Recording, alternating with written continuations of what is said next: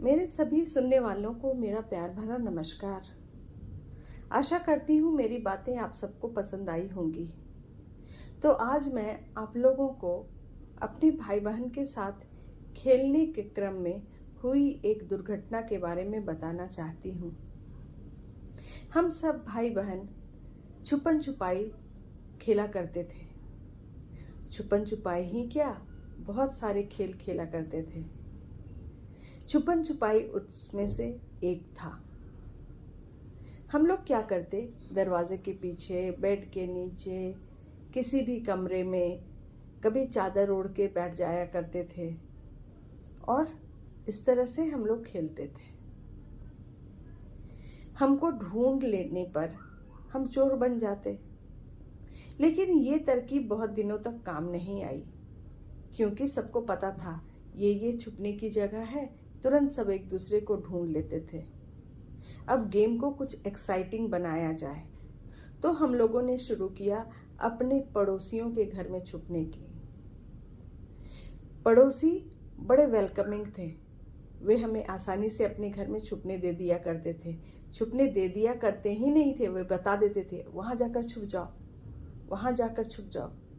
और उन लोग भी हमारे खेल के हिस्सेदार बन जाया करते थे।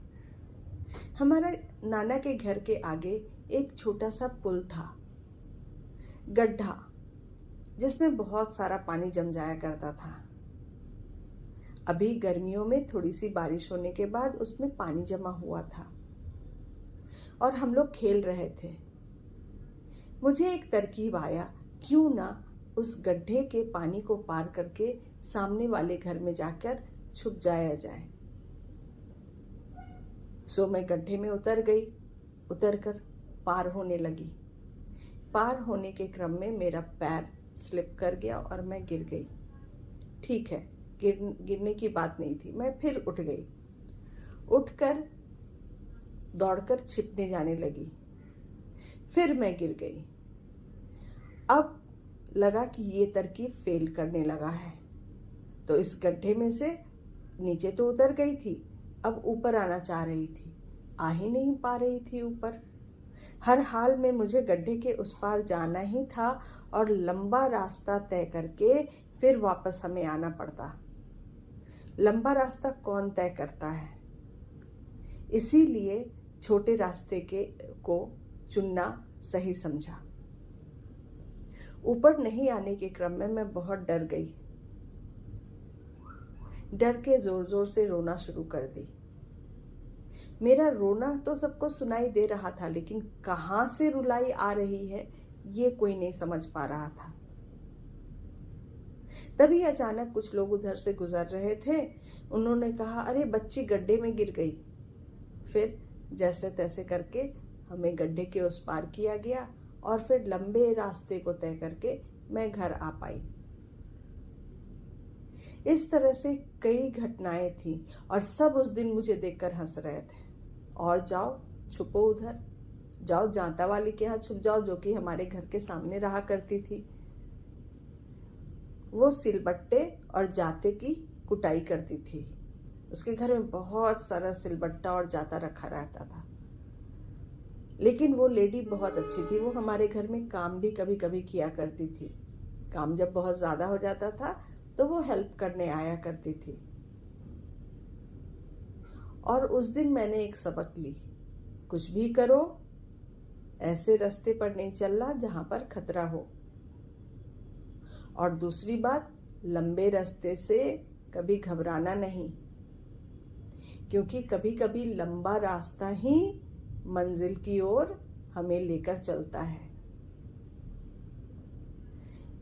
ये घटना उस समय की है जब मैं क्लास 4 या 5 में पढ़ा करती थी और अभी तक मुझे याद है। ये बताते हुए सारे दृश्य मेरे नज़र के सामने घूमने लगते हैं।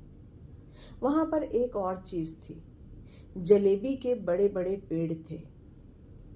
वहाँ से हम लोग जलेबियाँ तोड़ा करते थे और वो जगह भी थोड़ी सी दलदल वाली थी।